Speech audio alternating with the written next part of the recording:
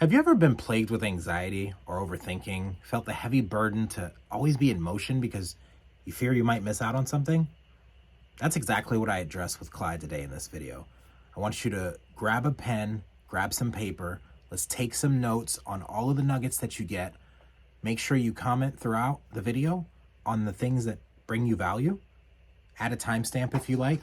Let's help the community. This is a reciprocal thing here. I want you to get value. I want you to give value, and I want you to actually get out and go take action. Make sure you stick around to the end of the video for your free gift. Enjoy. All right, so what I'm hearing you say is that you're dealing with a lot of anxiety and overthinking, and it's hmm got you feeling heavy. You know you need to be in motion. You feel like you should be doing something more than just feeling the way you're feeling in this funk. Um, you're an A to B person. You like to get straight to the point. You don't really like the loop-de-loops of the process because hmm it's grueling. Um, is it over yet? Are we there yet? You feel the pressure of wanting to be good for other people, but the process of getting from A to B where you are in life currently feels ambiguous and heavy, and you just need clarity and to not feel the way you're feeling right now, some sort of direction. Definitely. In any type of direction would be nice because, um, and I know, like, I understand, like the field that I'm in and, like the rigorous work to get there is important and putting out good quality work. But at the same time, I don't want it to continue to weigh me down, the Right. way that it should. As a creative or even just like as a person, I love to feel open and kind and generous and getting from enjoying the process. So going from like I enjoy the process, but when there's derail after derail after derail, I'm like, okay, I need to move. I need something to happen. Can I can I reframe you real quick? Definitely. It's derail when we're working from our ego, trying to get to a place we think we need to be. Mhm. It's rerouting when the higher plan for our life is going somewhere we don't even expect it to go. That's probably easier than what we're thinking it should be. Mhm. And we keep getting derailed because we're trying to go from A to B, but our higher power is trying to show us that maybe it's J. Maybe we're going A to J. Maybe like we don't even need we can skip over B through I and go straight to J, right? So, or maybe it's T and we can skip over the BS. That would be great. I'm impressed also that you know the alphabet like that. Like you knew it was I before J, and I'm sitting here going A B C D E F. Okay, and you, but and that's Somebody it. Like woke somebody woke my rap brain, so I'm thinking while I'm talking. It's pretty amazing because I didn't it's know that I had to do it in my head too. I know, but I'm thinking here at the same time. And I and it's like I understand. Like the thing that I struggle with is like if I'm going okay, I'm going A to J. But dang, was B through I important? Did I miss Mm, something? mm. Is there something in there I missed to give me to J? And that is like, that's where I guess I think to pinpoint maybe more so how I'm feeling, it's that middle part, and I'm okay with skipping over that. But is there something in there I need? Um, and that's probably just like me being and that's like my curiosity, but I don't think my curiosity should create anxiety at the same time. Um, so I'm glad you mentioned that because that falls under the umbrella of fear of missing out. Mm, Could you not, once you got to T or J, whichever one we're skipping over all the stuff in between, right? Could you not still, once you're there, do your research and find out what was in the middle and fill yourself in as you go? mm, Because I say that because I skipped over a lot of the BS to get straight from A to T. And mhm, that's why I'm at where I'm at now, right? We're going to play with the words here. And I skipped over all the Mhm. BS that they try to put in between to when we're trying to work for someone else, you have to realize that like people go to school to go into debt to work for people that never got degrees. And so we're having to put all of this to go through all this fluff to work for someone that just had the balls to step out and do their thing and be them authentically. They found a problem that everyone was having, and Mhm. they were bold enough and persistent enough to keep with it until something happened. And so, yeah, you may feel like you're missing out because it's unintuitive to do this whole thing, this U squared, right? Quantum Oh leap. no, Oh no, ow. I fell. You fell. Um, I do that to my niece when my phone falls. I'm just like, ah. So they start throwing the phone. It's great. Oh Um, dear. I had three things prepared to help crack this ambiguity for you and give you like some clarity and get you going in motion. And I'll touch on those in a second, but let me kind of explain that there are, well, actually, I'll get into the first of the three. So the core of the issue here is not the feeling you're feeling. It's not the anxiety or the overthinking, or the procrastination or the pressure that makes you feel like you should be doing something else when you're doing something, or you should be further along, or you should get the things in the middle and not skip over the things. Like there's all of this overthinking and paralysis that's going on because of a belief system. There's a core belief that you believe that's not serving you right now. So Mhm. the question for you is, what do you believe about yourself or life that's causing this friction? It's so funny you say that because I've been thinking about this a lot. I was driving to work the other day and I could just hear like the self-doubt and or I've been also reading this book called the ability to communicate by or the power to communicate by Thich Nhat Hanh. And in there he's talking about, when you communicate or when you act from a place of fear, anxiety, etc., like that's how things are going to be framed for you. So I only have a cap. And for me, I know my fear of missing out or fear, like I know my fear contributes to my overthinking. And so just let go for a second. I was like, let go of fear. And when I did that, I felt so light and fresh, and happy. And I was like, that maintained for a little bit, but then I got to work and then ego kicked in and that whole cycle started again. So I'm like, well, dang, that was nice.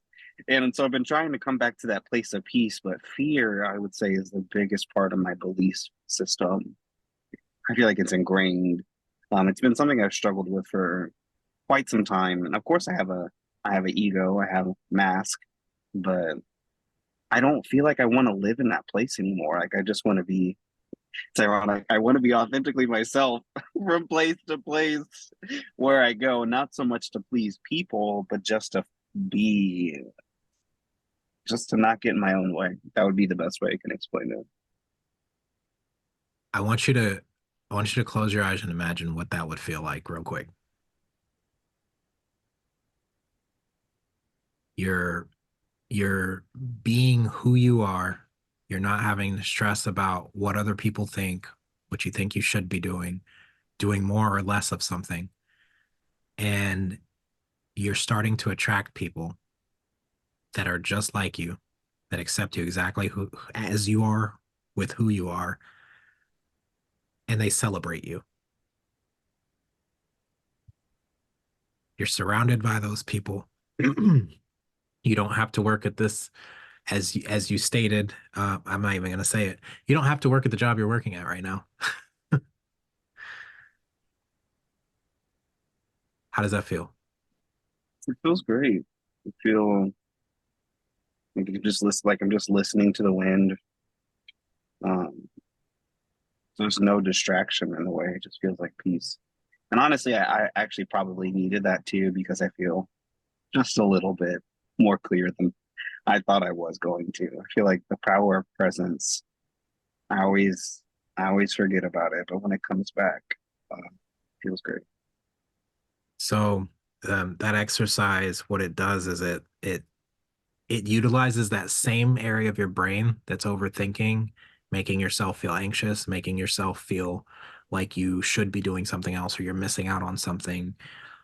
All of these thoughts you're having, you have a choice to think things that are going to empower you and create the future you want, or you can continue to do this fantasy in reverse, where what you just did was a fantasy the right way. You fantasized about a thing you wanted. Now you've created a memory of what that feels like.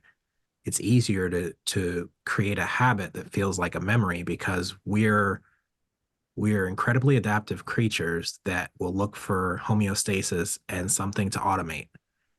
And if I have a memory, it's easier to automate it. This is part of the reason I went to go view a mansion and go to the BMW dealership. I needed to create the memory of luxury in my life so I can know that it's possible.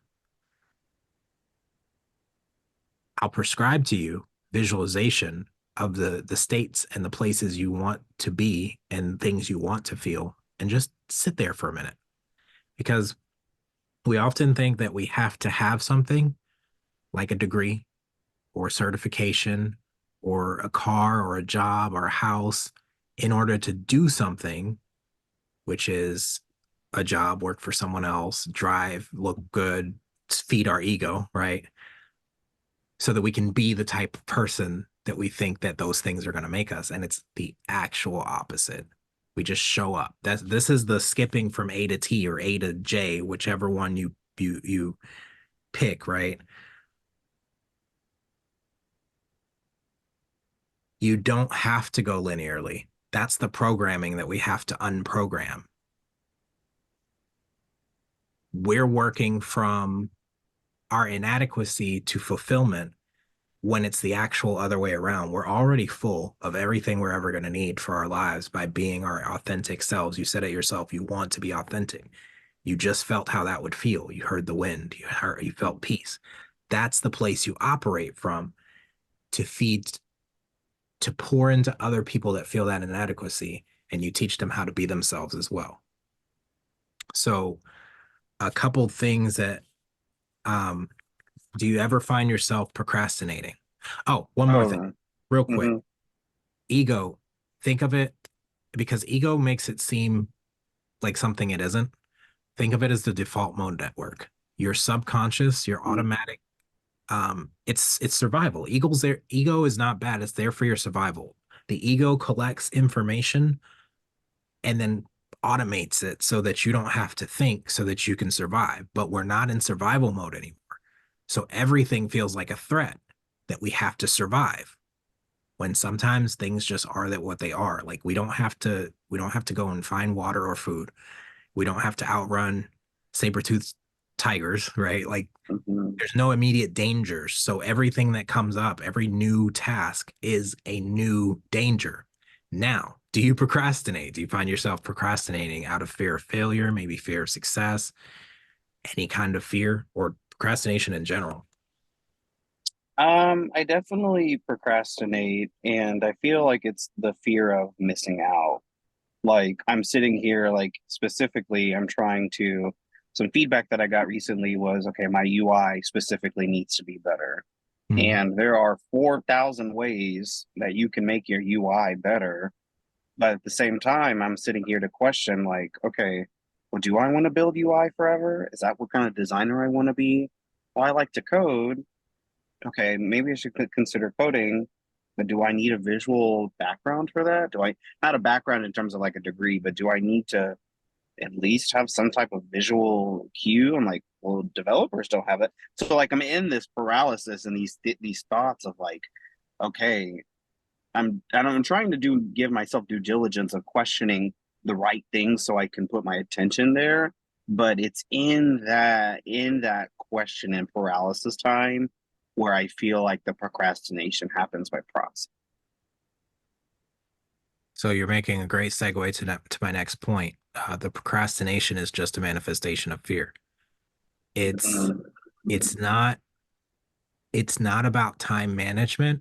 It's not really about clarity. It's about belief in self and purpose. The reason that you procrastinate is because you don't feel like you're enough. You don't feel like you're worthy of. You don't feel like you measure up to whatever is asking. You don't feel like you have what it takes to do what needs to be done, or you're wanting to get it perfect, or you're not wanting to Mhm. fail, right? Failure is a part of it. You learn from the failure. You course correct, but you can't learn from something if you don't do something, right? So the procrastination part, um, I tend to procrastinate on things that don't matter to me. And so what I'm hearing is there's a whole lot of do I want, like, as soon as you started saying your UI is not good enough, I thought about this most recent um, assignment I was on where I was the graphics guy. And it was we'll do all the strategy and we'll put all our things in this slide deck, and then Greg will just prettify it. And I'm like, I really hate it when people say that because I'm more than just the graphics guy. I'm more than just making things pretty. I'm Mhm. information architecture, I'm strategy, I'm problem solving. And if you bring me in at the beginning, we can save all of this trouble, and it won't take me hours to try and figure out in a silo what y'all are trying to communicate. If I know from the beginning exactly what's going Mhm. on, then I Mhm. can help narrate what needs to happen in a cohesive, strategic manner that makes sense for everyone involved and saves us a bunch of trouble, right? Let's Mhm. all leverage our strengths and manage our weaknesses. I kept seeing them in the slide deck working on graphics, and I'm like, finally, I just called. I'm like, hey, what are you trying to accomplish with this? He's like, well, see, what I'm trying to do is this, this, and this. I'm like, oh, okay, simple. Move some things around for him. I said, how's that? Oh, that's perfect. Yeah, see, like you could be leveraging your time doing things that engineers do and let me do the Mhm. graphic stuff. And if we work together on this, everyone would be more at peace. Everyone would be in flow. And that's what you need Mhm. to get to is flow, but you're not going to get there questioning and overthinking in your head. When's the last time you did a brain dump and wrote all this down? I was thinking about doing that today. I haven't brain dumped, and honestly, since that other time I called you, since like things like were coming up, like I haven't brain. I didn't even brain. I semi brain dumped, but I feel like it was out of panic and like, oh my god, I need to get a plan. I need to get a plan. Like that's like, and the plan was there, but then the plan changed again. So I Yeah. haven't brain dumped in a while.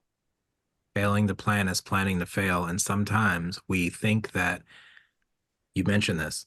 I got to get going. I got to get moving. I got to be in motion. Sometimes we do have to stop.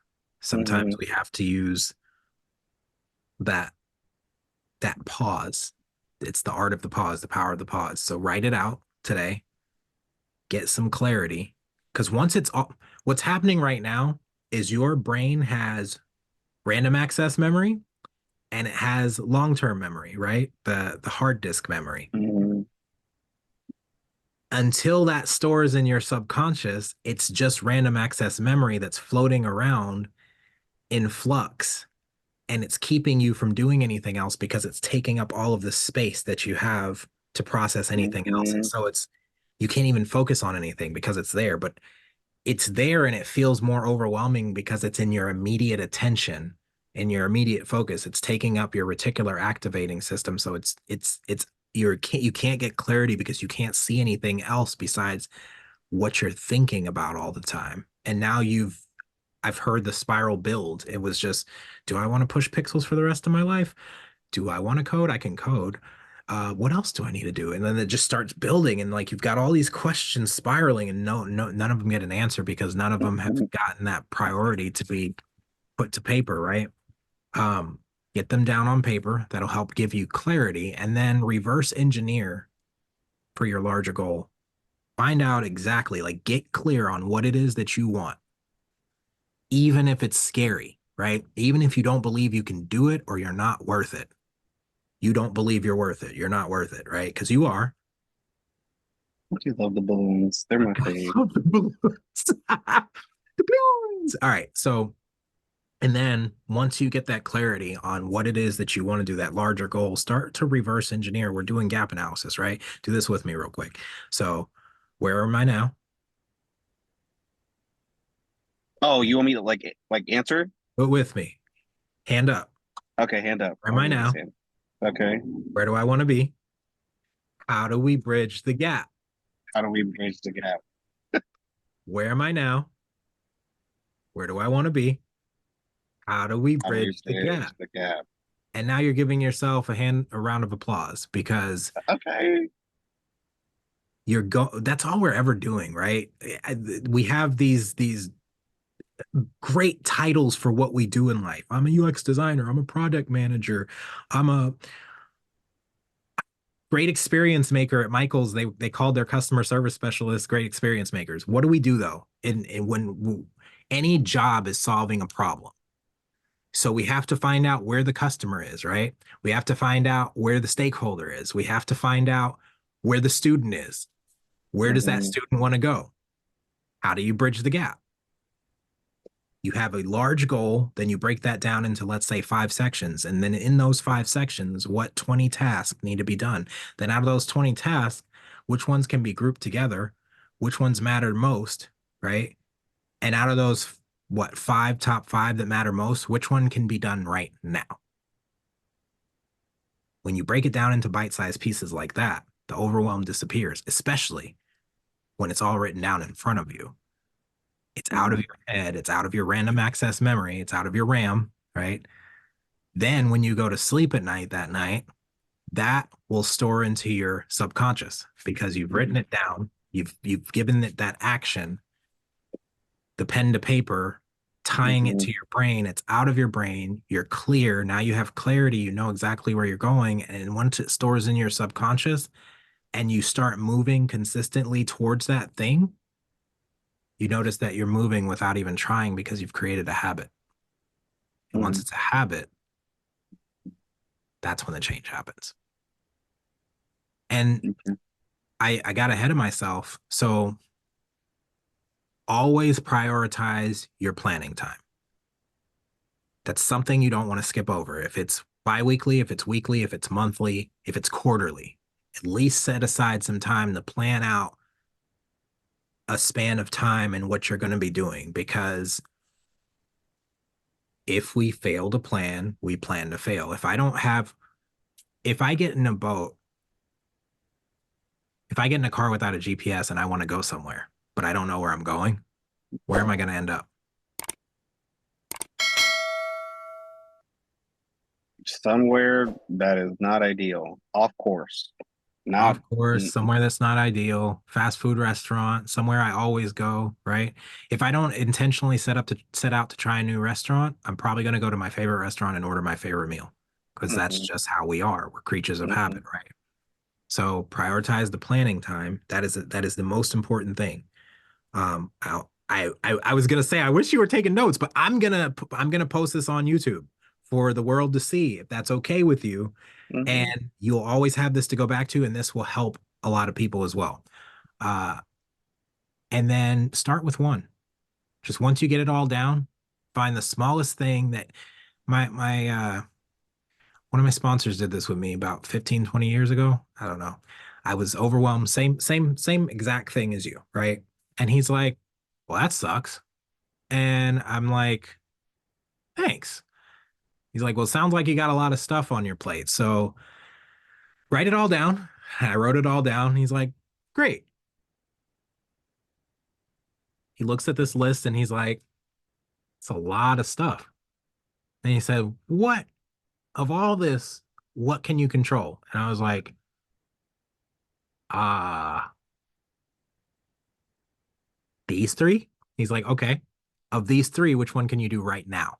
And I was like, oh, just he saw my brain explode in front of him. And he's like, you're welcome. And walks off. And I'm like, I'm never going to forget this. And so every time I feel overwhelmed, I write down all the things. And then I found out Warren Buffett has this 25-5 rule where you write down your top 25 priorities and then you write down the top five out of those, right? And then out of those top five, the one that's most important is the thing that you need to be doing, and everything else is distraction. And I was like, that, that, I mean, it's got to be a core principle somewhere, right? It's got to be biblical. It's got to be somewhere that it works. Like in order for it to be a principle, it has to be able to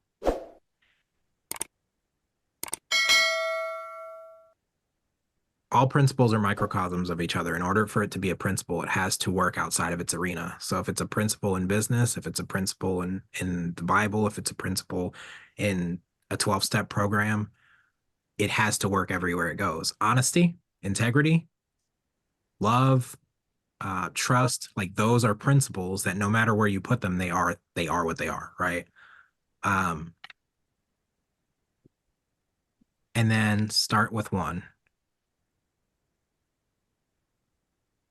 But remember, you don't have to do it all, just that one. When you give yourself permission to just do that one thing, the peace comes because you're just focused on that one. Multitasking is not a thing. Multitasking is the biggest lie because we don't multitask. We do one task really well until it's done, and then we move to the next. When I'm driving a car, can I drive a truck? Mm-mm.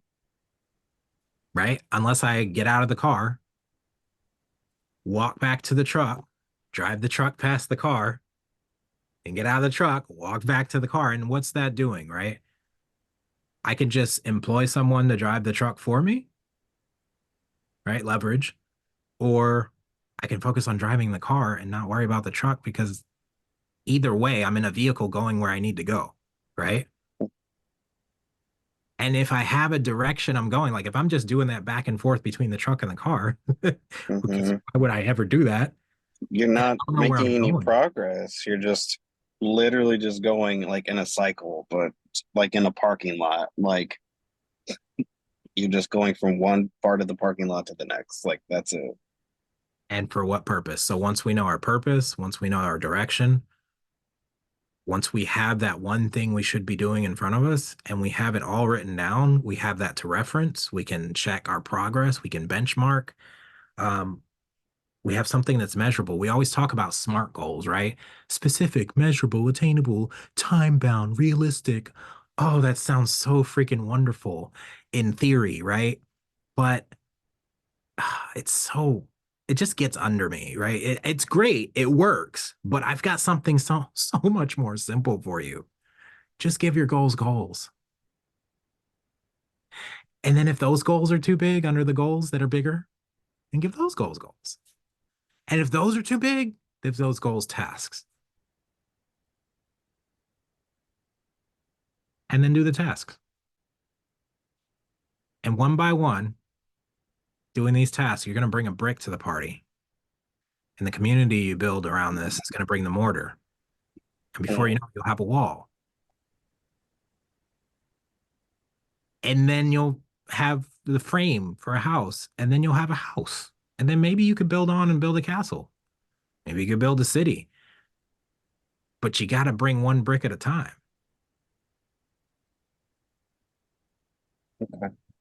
So here's what I'll close with, and then I'll ask if you have any questions, anything else I can clarify. So there's three things that you got to do for self-care. And when I talk about self-care, I'm talking about the self-care relevant to what we were talking about today. Okay. But watch how it applies everywhere. So only work on what's relevant. Know your priority, focus on that priority. I call this the Wizard's 5x5 priority chart. So instead of listing out 25 things and Uh-huh. wasting your time and overwhelming yourself, yeah, you can do that. It's a brain dump. You can do five just to start. If you think of another five, do another five. You can do that up to 5 times. So you'll end up doing 25 if needed, but don't stress yourself with writing 25 things down. I'm not Warren Buffett. I'm not going to teach you Warren Buffett's way. I'm going to teach you my way. And then out of those five, what's the top priority? Then focus on that one. Only work on what is relevant. Isolate that one thing that's going to make the most progress, that's going to move the needle the most. I don't know if you can see it back here. I have this little needle with my income currently and the income I want to be to. And it's like, if what I'm doing is not moving this needle from here to here, it's not relevant anymore. Mhm. It's a reminder for me. And then, like, if you isolate the one thing that makes the most progress, you'll knock out more letters, right? You'll get from A to C, then you'll get from C to F, then you'll get from G to I, so on, right? Like you're making bigger strides by working on what makes the most progress and not focusing on doing the whole to-do list at once, right? A to-do list is there to break it down into steps. And then stay consistent. I know for people like me and you that are neurodiverse, that struggle with ADHD, it's really hard to stay on task because, oh my God, a new idea. Is that a squirrel? Oh, but I still want to do this one thing, or this is boring now. I want to do something else, right? If we stay consistent with something we love to do, something we really should be doing that we thrive at, it's easy to flow. But when we're inconsistent is when we become overwhelmed. And then when we're overwhelmed, we start negotiating with our dreams. Does it sound familiar? Oh, maybe I don't want to be a pixel pusher. Maybe I should code. Maybe I could. And then you start thinking of all the other things because you don't have a plan. You're not being consistent with because you don't have a plan, right? You're not focused, don't have that priority. You haven't prioritized your planning or brain dumping.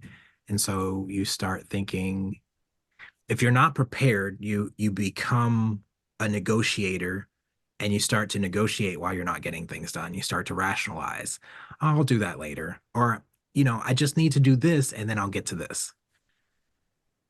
And then you start justifying how you're using your time rather than planning ahead of time.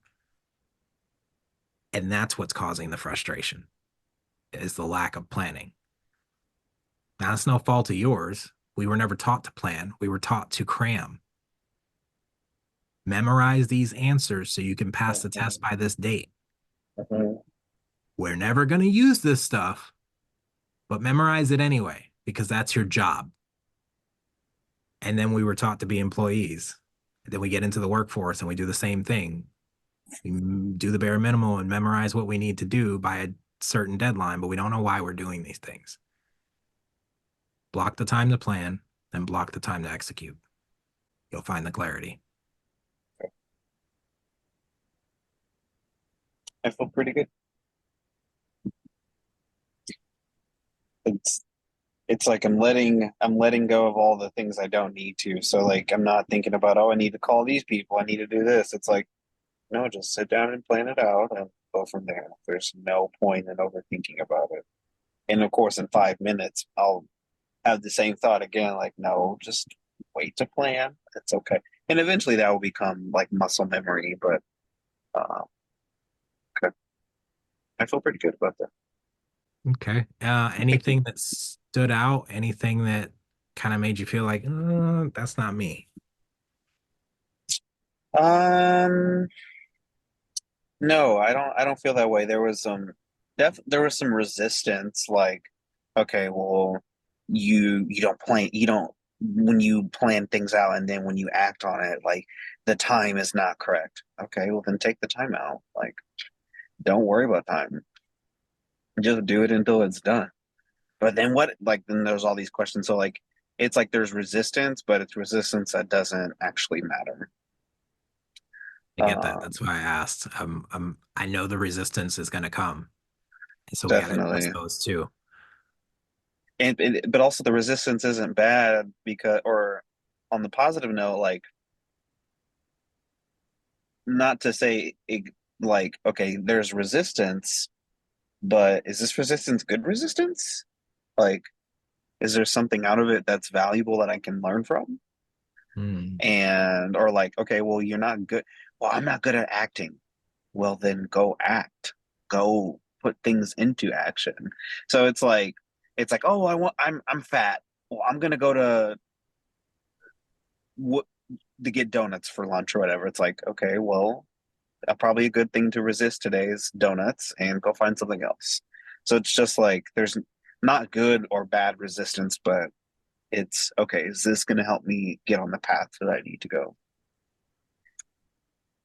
I love how you said the resistance is telling you, I'm not good at acting.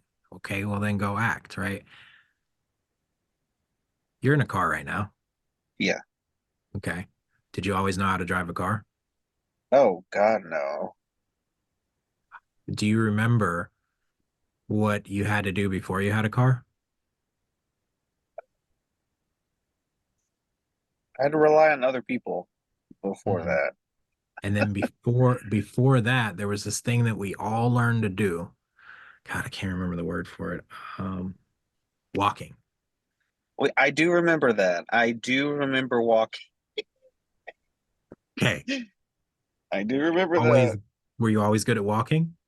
Yeah, I felt no, no. I mean, before that, there's trips. I'm still not good at walking. I am the most clumsy person I know.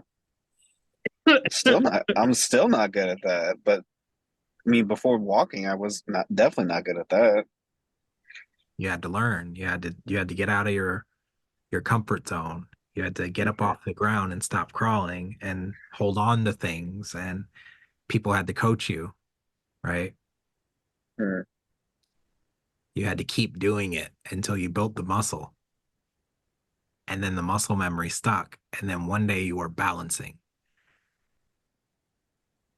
Unconscious incompetence, conscious incompetence. So unconscious, I don't know that I don't know what I don't know. mhm, And then unconscious competence or conscious incompetence. Now I know that I don't know what I'm doing. Now I'm in the imposter syndrome arena, right? And mhm. then through continuing, if I don't stop there, then I'm at the place where I'm unconsciously, consciously competent. No, unconsciously competent, where I don't realize that I'm doing the thing. And then one day I wake up and I'm consciously competent. I know that I'm doing the thing and I know that I'm doing the thing. Mhm. If you think about that in terms of walking, right? Like we didn't think about all that when it was happening because we didn't have this, we hadn't eaten the forbidden fruit of knowledge of good and evil yet, right? So we didn't know that there was something wrong. We didn't know, we did when I fell, when I was trying to learn to walk, I didn't say I'm a failure. I'll never be anything. I didn't beat myself up the way I do now. I didn't compare myself to people around me that were walking, right? I wasn't even focused on that. The only thing I was focused on was getting up and being able to walk so that I can go somewhere on my own and not have to rely on other people anymore. So that people didn't have to pick me up. So I didn't have to scrape my knees on the ground while I'm crawling and like Mhm. get all the stuff my parents forgot to vacuum up, right? Like it's everything is in layers. And so if you think about it again from the principles, right? And you build on to that, you're just learning to walk again. It's uncomfortable. It's wobbly, it's shaky. You're trying to achieve balance. You're trying to get up and do it on your own. And, you know, then it seems like, grabbing your rattle off to the side is going to be a better thing to do because I don't want to walk. Mhm. Or I'm going to go play with my bouncy toy that I can lean on and I'm going to sit in that and bounce and spin. I'm sitting and bouncing and spinning right now. That's how I feel. And And you it's got all funny. the little distractions on there, right? You got the little thing that Yeah, spins. Yeah. it's funny you say that like about balance. I was talking about that with a friend yesterday. I was like, they tell you to do things balanced, but what they don't tell you is that getting the pendulum from here back to the balanced state is some work too. Like they like, oh yeah, just be balanced. Like it's cool. But when you're trying to just slowly go back, you're like, come on, girl. Like it's hard. Well, it's funny you mentioned pendulum. So I say this all the time. Life is like a pendulum. It swings from one extreme to the other. And one thing I notice is that when our hands are in the thing trying to course correct. Now, let's say the pendulum of balance and work-life balance or work, right? I'm trying to fix something at work. So they say I don't talk as much at work. So now I'm on one extreme of the pendulum. I don't talk much. And then I start talking all the time. Now I'm at the other extreme, and that doesn't work either. Neither extreme Mhm. work. So I got to find somewhere in the middle. And once I find that balance of the perfect amount of talking I need to do, right? Just giving a high level example. Definitely. There's other pendulums that just start swinging off the charts in the background. Like, oh Hmm. no, I found balance at work. Now my relationships are off. And it's when we try to go and fix it that the other ones go out of whack. When we let go and we let it be and we just be ourselves authentically, all of those pendulums can swing and nothing's out of whack because we're in balance, we're in harmony, because we're just going along the path that we're already meant to be going on. And as we go, as we take those steps, the pendulums are just swinging the way they need to. Yeah. Nothing's out of balance. But as soon as I take my focus and I set it on one thing, I'm gonna throw things off. And this sounds counterintuitive because I just told you to make a list and then focus on one thing. I don't mean focusing on one area of your life and trying to course correct. I mean, if Hmm. you have a large goal and you're trying to get there and you need to know what that first step is, make that list, find that first step, do that first step. When you complete that first step, you're going to give Hmm. yourself a hit of dopamine. It's going to make you feel really good about completing something. That's going to build the momentum. Another thing, um, I don't know what to call this. I feel like it's the BPAR theory of momentum is what I call it. I said I don't know what to call it, and then I remembered what I call it. So if I believe in my potential to take an action, I will get a result that confirms that belief, which furthers my potential to take another action because I know Hmm. I'll get the result. And then I'm spinning this way. But if I can take that either way it goes, it's like Henry Ford, whether you believe you can or you believe you can't, either way you're right. If I don't believe, I'm just doing this to balance out the check I'm and I'm the waiting for it to pop up. it's not doing it. It's like, no, we don't do hatred. Ah, there we go. Okay. If I don't believe in my potential, I won't take action, which will give me a result that further confirms that lack of belief in myself. And I don't, the lack of the belief that I have the potential to even take action. And then if I do that long enough, I'm paralyzed. Yep. I feel like that's where you are at this point. And it's funny you say that. It's like I'm thinking of myself in a room full of pendulums. And I'm thinking like the very first one, I'm like, okay, well, there's all these things swinging around me, and I grab it. I'm like, okay, well, let's just put it back into motion. And I just let it go. And then I walk away. But then there's another pendulum that hasn't moved. I was like, okay, well, I did that. And this relates to this pendulum. Let me just start this one and like flick it or something. But I'm not worried about the one I flicked first. Like, that's just freely moving. The second one, maybe it'll move at a different way. And maybe there's like four or five pendulums that I have, but I'm like, okay, they're all swinging. They're doing what they need to do. And that's it. And it's like once you do one like that, like you're saying, that catalyst will eventually start to go. But I don't have to worry about every single pendulum being in motion. Like they'll move or they'll not move, kind of depending on what I'm focused on. What you'll realize once you start getting in motion towards the thing once you start getting in motion towards your purpose, you'll realize that the path you're supposed to walk on, there's this room full of pendulums, but there's this beautiful road and it doesn't look like a road, right? It's a negative space that looks like you can walk on it, but you're not sure. So you start playing with the pendulums because you're not sure if you can walk here. But once Hmm. you have that faith to walk on that path, even though it doesn't look like a path, as you start to put your feet on it, the path appears and the pendulums swing at the right pace. Definitely. And then at some point, you create that habit of walking and watching these pendulums, and then that becomes the comfort zone. Now you're on a treadmill. And so you have to dive and trust that you have wings. Oh. and that you'll fly. That's kind of the crossroads I'm at right now. Mm-hmm. I'm walking on this path. The pendulums are swinging. Everything's in balance. I still have the times where I overthink and just get off the path and start swinging pendulums and playing with gears. But I know that the next thing coming is taking that leap and trusting that if I leap, the net will appear. Either the net will appear or I'm going to get wings. But either way, I've got to get out of this room of pendulums because I'm not Yeah. supposed to be here controlling it. Mm-hmm. I'm supposed to be out here flying with the other angels. Yeah. Ooh, I'm not supposed to be in the control room. I'm supposed to be out playing in the playground. Next track coming soon. Yeah, I love these sessions because they're not just clarity for you, they're clarity for me. And my wife said this a long time ago. This is the reason for a lot of the shows that you see on my YouTube where I was doing interviews with people. You're already having great conversations with people.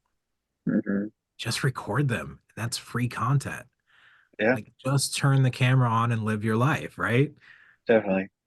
Um, and then I made the mistake of scripting it and having these questions. And so like I where I could have pulled the thread and gone a different direction and got something different in some cases, I stuck Mm-hmm. to the script so much that I missed a lot of value that I could have got from that person or that Yeah. interview. And then once I realized I was doing that, and I started getting really good at it and asking questions and flowing with the thing, I stopped because I got boring. Yeah. You relate to that? Oh, definitely. It's like, okay, well, I did it. What's next?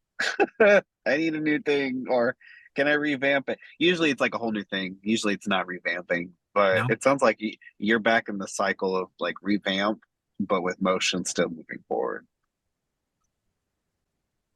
That one video about niching down was the revamping. And then I realized I don't need anyone else to tell me what my niche is. I know what my niche is. My niche is Mm-hmm. helping people grow, Mm-hmm. helping them realize who they are and being that authentic person. That's it. Like I just help you be you better. Mm-hmm. And the reason I can do that is because I've helped me be me better. Definitely. You got to show up for yourself first. And you'll learn through other people and things they say, and be like, oh, okay, I can do this.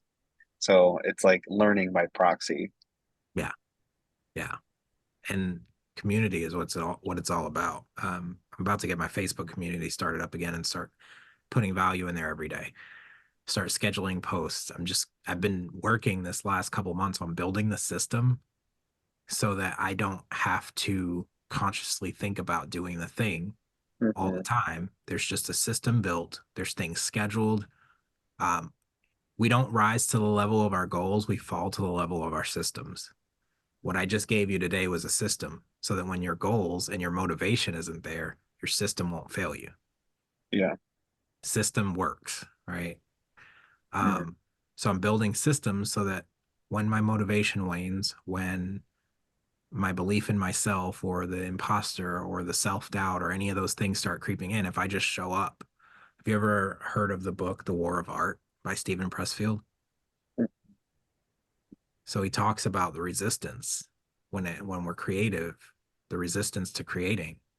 He's like, I forgot exactly how he said it. Most people struggle with motivation or inspiration. Lucky for me, inspiration strikes every day at 9 o'clock on the dot. It's like, if I'm going to show up 9 to 5 for people that are paying me fractions of what they make, right? And I can't show up for myself that same way, I need to reprioritize, plain and simple. You can show up for yourself just like you show up for that job you hate, if not better. Mm-hmm. And that's exactly what I'm thinking. Like, well, can't show up for you, but I can show up for me, or not you being them.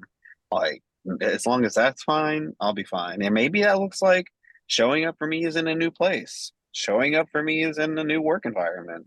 Showing up for me is finally getting my resume and my LinkedIn to match. Like, so I can take those goals and those leaps. So And then sometimes showing up for you is getting the lesson that you're trying to be taught in this level, in this stage of life, so that when you move to the next place, you don't have to repeat it. Scott has this Yep. funny way of making us repeat lessons we don't learn. And I had to learn this the hard way through like 200 and something different jobs, that the difficult person is the one that you need to learn how to not please, but learn to understand the most difficult person in the workplace because they're your challenge. And once you master them, you can master them anywhere. There's only 10 assholes in the entire world. They're just Yeah. strategically placed in different areas so that you'll run into one everywhere you go God. until you learn why the person's an asshole. And most times, it's not even the person being an asshole, it's that you recognize the asshole in them that you don't like in you. And once you Hmm. can give that grace and understand that that person is just a reflection, the world is just a mirror all the time, reflecting back to us exactly who we are. And if we don't like what we see, we have to start with the person in the mirror. If I don't like the world I see, I have to create a new one for myself.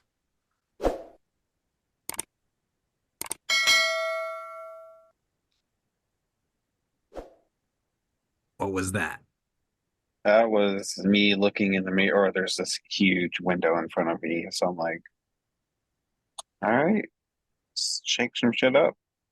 Find a new mirror. I like that. I can see, like, I'm seeing the little transformational, I'm seeing the wheels turning as I talk, and I'm really grateful that we recorded this and that you can go back on this and watch it, and someone else is going to get value from it at some point. They sure will. Me too. Like, look, girl, we're in the same place. It was me, but I'm relearning it again. We can learn together. Absolutely. And after seeing your skills with editing your shorts on what is that, crypto coin, critter coin, critter, Yeah, that's my job. I I definitely want to explore once I get some capital moving, having Definitely. to do our shorts and our social media stuff. But we'll talk I offline. I'd love to do it. Like even to like I feel like the setup is so hard. Like even me going through all the stuff I had to go through. So it's different once you get in there. Like okay, well I want to do this and I want to communicate that, but then I want this shot, and then you have to figure out how to put it all on your phone. Like vertically putting everything in 1920 by 1080 is the hardest part. But once you figure it Mm, out, it's great. But even if you want to talk about it, or I could do a couple. Like it's still, and it's good for me to know like what the process is. Once I figure that, out, I'm like, okay, I can just do what I need to do. yeah. Oh, did you just say you had to build a system first? I did. I did have to. That did not look good. It looked messy. I enjoyed it. Maybe that's the problem. Maybe I should rely more on my system than I. Well, no, because some old programming needs to go. Some will. It's a balance. Mm, Build systems, but then learn new ones too. that's the part I like. I like. Okay, well, I learned this, but what else can I do? Yeah. Creativity, I always say this, creativity is nothing more than connecting dots. And the more life we live, the more experiences we have, the more dots we have to connect. So keep Mm. living, keep reflecting, keep making connections. I'm glad you're saying this because today I was like D&D. I don't want to talk to anybody. Like this today, like I was like what did it call off work? Like I didn't feel emotionally bad, but I was just like, what if I just cut everybody off like that? Like, but that's like as I'm talking like, no, Clyde, you cannot cut everybody, but not to cut everybody off like but that, it would be like, well, no, that's your support network. Like they built you up. Like there's a reciprocity that goes there, but also that's my default. Like when I'm feeling a certain way, I want to cut everybody. I don't care if my mama, my daddy, my best friend, all of y'all are gone on the drop. But I also have been I'm cognizant of that. So I'm like, okay, this is not the time. It's a big response, it's a big feeling, but it doesn't require this response. Hmm. I'm really glad you said that because I too struggle from self sabotage. I will get to a point where things are going perfect. Everything's Mhm. lining up, everything is in motion. I know it's working, things are good. People are saying they're proud of me, they love what I'm doing, and then I'll find one thing that's not right, Yeah, or find some way in my head to rationalize why I don't deserve any of it, and then just cut everything off, stop posting, stop yep. making stuff, stop doing the Hmm. things that are working, turn everyone out. And you know why we do that? I figured out why I self-sabotage. You know why we do this? This is going to blow your mind.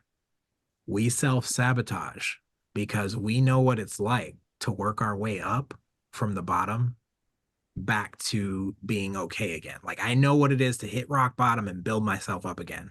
I love that underdog story of I lost everything or I was a drug addict and I made it past, I conquered something, right? And if I've been there before, I know how to do it. And so I repeat the cycle because it feels good to overcome something I know how to overcome.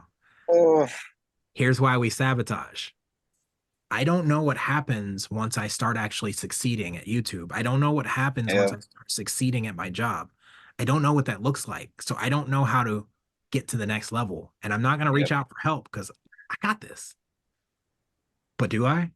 Because as soon as it comes time for me to level up and trust that the people that believe in me will be there for me and that I can reach out for help and someone will help me because they believe in me, it's fuck the world. I'm going in my shell. Everyone can go to hell. Hmm. I'm cutting off my phone. I'm not getting on social media, and I'll have a great like I did it just recently. I got off social media. I'm not responding to people's messages. I'm telling people I'm too busy. I'm starting to tell people I'm going to need to charge you for your time, and like what? No. Make products and charge people for the products, but don't charge people for this kind of time. Like Oh, give yeah. value. Be you, genuinely, authentically, boldly. Be you. Don't stop being you. That's it. Hmm. I would say don't sabotage, but I'll say this instead. Keep building. Because if I say Yeah. don't sabotage, what am I focused on? Oh, Sabotage. we're gonna. How do I start? How do I get back? How do I get Yep. back to that? Yep. If I say keep building, what am I focused on now? Our brain doesn't hear the is it a noun in front of it? I'm not great with the whole English language. I can tell you in Uh, French what it's called. But um, if I say don't do this, all I hear is do this. mhm. Don't think of a pink elephant right now. Whatever you do, do not think of a pink elephant. Do not think of a pink cartoon elephant with a blue bow on its head. Clyde, you're thinking about a pink elephant with a blue bow on its head, aren't you? I sure am. In a I am. tutu. Yep. It's. I'm looking at it right now. I see it. I see her right here. I saw it happen too. You're like, I'm doing it. I'm doing it. I'm doing it. Okay. Somebody got something from that right now. Yeah, like I see it. It's happening. It's like that scene in Bridesmaids where she like after they had that Brazilian food and she's in the dress and she's like, "Oh, it's happening. It it's happening. It's you have to watch it. It's quite funny. I gotta watch it because I don't remember that one. I love Do remember the Bridesmaids. movie, but I don't remember that part. So I'm gonna add that. I'm going to add that to my watch list right now. I'm gonna watch Inside Out tonight. That's what I'm gonna do. Inside Out. Hmm. What's that? Oh, the movie, Total, the Feeling movie. yeah, total kids movie, but there's a Dude, second one coming out, and there's like anxiety and overwhelming. I was like, oh, I can't wait to see this. Like, I genuinely cannot wait. oh wow. Let me add, oh, I see it. Okay. Yep. The Adding the that. the Let me second look Inside at- Out trailer looks so good. Okay, I'm gonna check that out too. And then Bridesmaids. Okay. 2011. Wait, maybe. Oh, another good movie is Eat, Pray, Love too. I thought I would have hated it, but it was good. Have you read the book? I That's didn't the even know only there was one a I can book. say that I've actually taken the time to read a book before I watched the movie, and I was so disappointed in the movie because I read the book and it took me 3 months to read it. And then when I watched the movie, it felt like someone put in a VCR tape and hit fast forward. And I was like, whoa, whoa, they're missing this one part. Whoa, whoa, they forget. That's not how that went. I was so overwhelmed. It felt like I was watching them. It felt like the movie was 5 minutes Yeah. because the book took me 3 months to read, and it really touched me because she like said, F everything. I'm Yeah. going for it. Man, Mhm. thanks for that reminder. I don't know if you saw my face when you said that movie. I was like, You're so excited. Like I was the like, oh, that's a good. one. It's so good. It's such a. I like the movie, but maybe I'll read the book and see how it goes. It was so good because I think you just like, you start to create your own characters. Um, you start to see things that no producer can ever bring your imagination to life, right? Like it's always someone else's vision for the movie, and then you have to Hollywoodize it, right? If Eat, Pray, Love was a series, like something I can binge watch on Netflix now, that would be cool because then they could get it all in there. But because Hmm. you have to fit everything in an hour and a half to 2 hours, and you have to make it theatrical for the people so that you make money, because when I'm about to go on a tangent here. When money is the metric that we measure by, all morals go out the window. Because That's if very true. it's just about money, then I can make some things happen to make money happen. I can use Yep. psychology and manipulation to make money happen. I digress. So thank you for allowing me to serve you today. I really hope that this session helped you, and I hope that it's going to help someone else. I'm going to do the YouTubey thing as my wife has this lawyer she watches, and her fans are always like, do the YouTubey thing because they always forget to do the like, comment, blah, blah. So I got a little song I had made about it. It was like, comment, subscribe, share. Hey me if you really feel you need to take it there. We can address that too. Question me, question you, question everything. Because that's what we do. With that, I'm going to stop the recording and we'll talk again. Definitely. Thanks for helping out today. Thanks. Absolutely. I really, really needed that. Give yourself a round of applause. You made it to the end of the video, and I bet you took notes. If you didn't, don't feel bad. You can watch it again. Help the algorithm grow. No, I'm kidding. Comment with your biggest takeaway from this video, and I'll send you a free gift that will change your life. And if you're ready to dive deeper and take control of your life, join our free Becoming Clearly Confident Facebook group. It's a group where you'll find the tools, the support, and the community of people just like you who are on a journey to living a more confident life, a more confident, authentic life. Don't forget to like the video so that it pops up in other people's feeds. Comment so that you can tell me exactly what helped you so that I can give you more of that, right? And then subscribe, hit the notification bell so that you can know every time I'm here dropping these nuggets for you, because these nuggets are life-changing. Share this video to help others find their path to clarity and confidence. And until next time, be bold, be courageous, be you, because you're worth it.